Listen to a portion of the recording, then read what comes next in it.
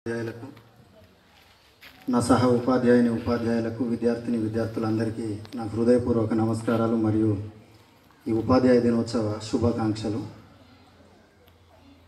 నా ఈ ఉపన్యాసాన్ని అరిస్టాటిల్ అనే ఒక గొప్ప చరిత్రకారుడు చెప్పిన ఒక మాటతోని ప్రారంభిస్తాను.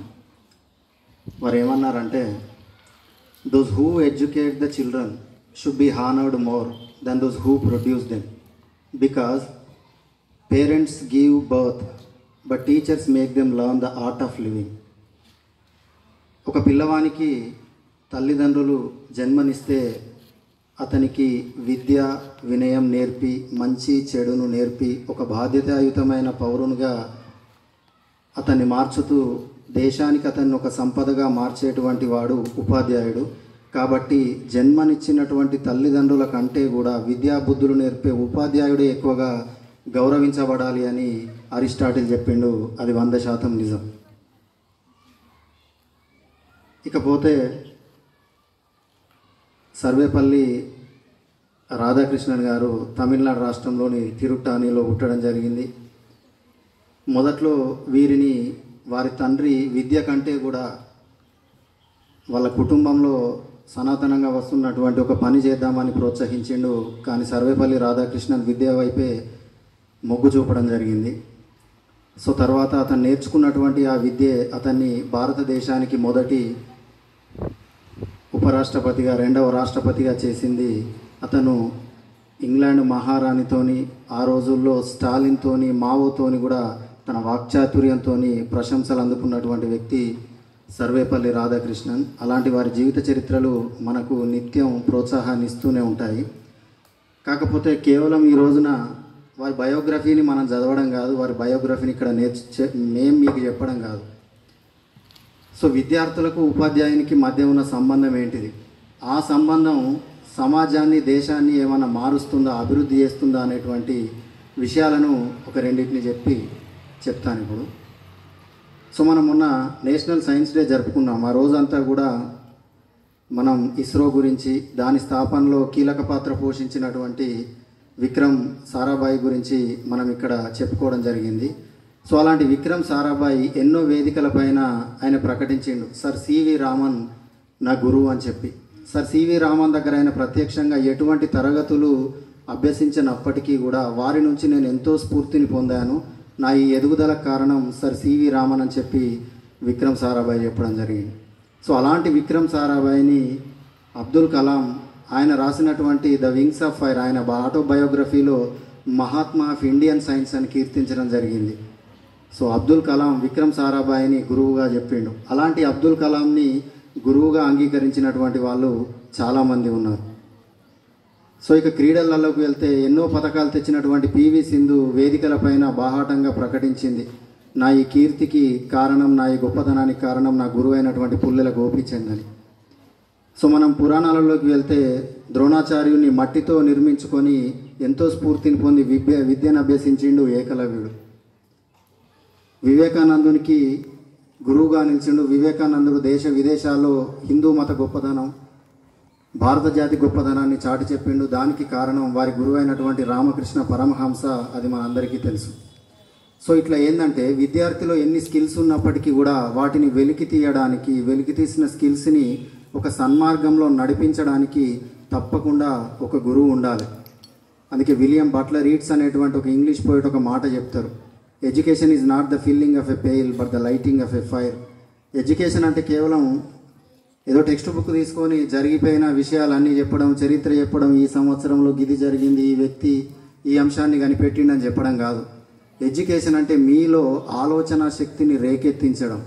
ఎడ్యుకేషన్ అంటే మీలో ఉన్నటువంటి సృజనాత్మకతను బయటికి తీయడం. సో అది నిజమైనటువంటి ఎడ్యుకేషన్ అంటే. సో అందుకే విద్యార్థికి తప్పకుండా ఒక చక్కని గురువు దొరికినప్పుడు మాత్రమే అతను సరైనటువంటి దారిలో పయనించడానికి అవకాశం మెండుగా ఉంటుంది. అందుకే డాక్టర్ ఆచార్య తిరుమల అనే ఒక వ్యక్తి ఒక మాట అంటారు, కోటి సూర్యులున్నా కోటి చంద్రులున్నా గురువు మాట లేకుండా ఎద చీకటి పోతుందా. సూర్యచంద్రుని బాహ్య ప్రపంచానికి వెలుతురునివ్వచ్చు, కానీ మీ లోపల ఉన్నటువంటి ఆ చెడు ఆలోచనల్ని, ఆ అంధకారాన్ని తొలగించేది మాత్రం నిజమైనటువంటి గురువే.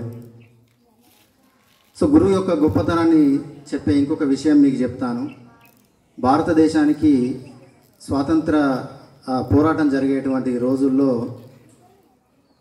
బాల గంగాధర తిలక్ ఆయన పూణేలో ఉపాధ్యాయునిగా పనిచేసిండు. సో తర్వాత ఆయనే చాలా గొప్పగా స్వాతంత్ర పోరాటంలో పాల్గొన్నాడు. ఆ సమయంలో ఇక వస్తుంది భారతదేశానికి స్వాతంత్రం వస్తుంది అనేటువంటి ఒక అభిప్రాయం మొదలైన సందర్భంలో చాలామంది విలేకరులు అతన్ని అడిగిండ్రు, మరి స్వాతంత్రం వచ్చేటట్టున్నది, మీరు ఇంత గొప్పగా పోరాటం చేస్తాను, తర్వాత మీరు ఆర్థిక శాఖ మంత్రి అవుతారా, రక్షణ శాఖ మంత్రి అవుతారా, ఏకంగా ప్రధానమంత్రి అవుతారా అని అతను అడిగితే అతను అన్నాడు, మీ ఆర్థిక శాఖ మంత్రిని, మీ రక్షణ శాఖ మంత్రిని, మీ ప్రధానమంత్రిని తయారు చేసే ఉపాధ్యాయుని నేను నా జీవితాంతం ఉపాధ్యాయునిగానే ఉంటాను, నాకు ఏ మంత్రి పదవి అవసరం లేదని చెప్పిండు. అది ఉపాధ్యాయుని యొక్క గొప్పదనం అంటే.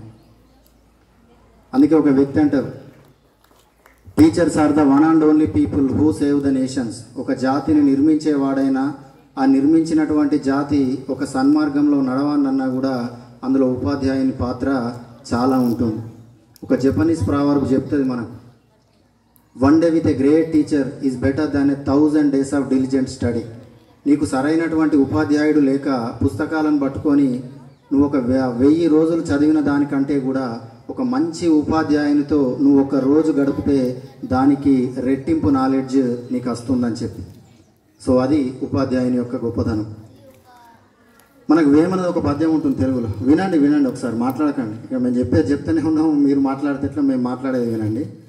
వేమన ఒక పద్యం చెప్తాడు, గురుని శిక్ష లేక గురుతెట్ల కలుగును, అజునికైన వాని అబ్బకైన తాళపు చెవి లేక తలుపెట్టులుడును, విశ్వదాభిరామ వినురవేమ. అజుడు అంటే రఘువంశ రాజు, వాని అబ్బ అంటే వాళ్ళ తండ్రి, వాళ్ళంతా కూడా రాజులు. ఇప్పుడు మనం మొక్కుతున్నటువంటి రాముడు, దశరథుడు, వీళ్ళంతా కూడా రఘువంశ రాజులు. సో అట్లాంటి రాజులకు కూడా అంత గొప్పతనం సిద్ధించడానికి కారణం వాళ్ళే ఒప్పుకున్నారు, వాళ్ళకు విద్య నేర్పినటువంటి గురువులని. అంటే ఇప్పుడు మనం ఎవరినైతే దేవుళ్ళని మొక్కుతున్నామో వాళ్ళకు విద్య నేర్పినటువంటి గురువులను దేవుడని మొక్కుతున్నాడు. అంటే దేవుడు అనేవాడు గురువులకే గురువు అని చెప్పి మీరు విషయాన్ని అర్థం చేసుకోవాలి. The shadow of a teacher is never small. ఒక గురువు, మంచి గురువు ఒక విద్యార్థి పైన చూపెట్టేటువంటి ఆ ప్రభావం అనేది చాలా తీక్షణంగా ఉంటుంది, అది జీవితాంతం కొనసాగుతుంది అని చెప్పి దాని అర్థం. సో చివరగా విద్య యొక్క గొప్పతనాన్ని చెప్పే ఒక చిన్న శ్లోకం చెప్పి నేను ఈ ఉపన్యాసాన్ని ముగిస్తాను. మనకు సంస్కృతంలో ఒక మంచి మాట ఉంటుంది, స్వగృతే పూజ్యసే మూర్ఖః స్వగ్రామే పూజ్యతే ప్రభు, స్వదేశీ పూజ్యతే రాజా, విద్వాన్ సర్వత్ర పూజ్యతే. ఒక మూర్ఖుడు, వారు మూర్ఖుడు అని తెలిసినా కూడా వాని ఇంట్లో గౌరవింపబడతారు, ఎందుకంటే తల్లిదండ్రులు వాడిని అంటారు కాబట్టి ఎల్లగొట్టలేరు ఇంట్లోకి వెళ్ళి. సో వాడు వాని ఇంట్లోనే గౌరవించబడతాడు, ఎవడు కూడా వాని పక్కింటి వాడు కూడా దగ్గరికి రానియాడు. సో మూర్ఖుడు తన ఇంట్లో గౌరవించబడతాడు. ఒక గ్రామ పెద్దకు తన గ్రామంలో దొరికినంత గౌరవం పక్క గ్రామంలో దొరకకపోవచ్చు. ఒక రాజ్యానికి రాజు తన రాజ్యంలో గౌరవించబడ్డంత పక్క రాజ్యంలో గౌరవించబడకపోవచ్చు. పక్క రాజ్యం వాళ్ళు ఆ రాజును శత్రువుగా కూడా భావించే అవకాశం ఉంటుంది కొన్ని సందర్భాల్లో. కానీ చదువుకున్నటువంటి వ్యక్తికి ఎల్లలు లేవు. అతను ఏ రాష్ట్రానికి వెళ్ళినా, ఏ దేశానికి వెళ్ళినా తన చదువుతోని, తన విజ్ఞానంతోని అంతటా కూడా గౌరవించబడతాడు. సో అట్లా రాజులకే రాజు చదువుకున్నటువంటి వ్యక్తి. సో చదువు యొక్క గొప్పతనం అది. సో విద్యార్థులారా, గడిచిపోయినటువంటి నిన్నటిని ఇంకా పుస్తకాల్లో దాచి నేటికి పరిచయం చేసి రేపటిని నిర్మించేవాడే టీచర్.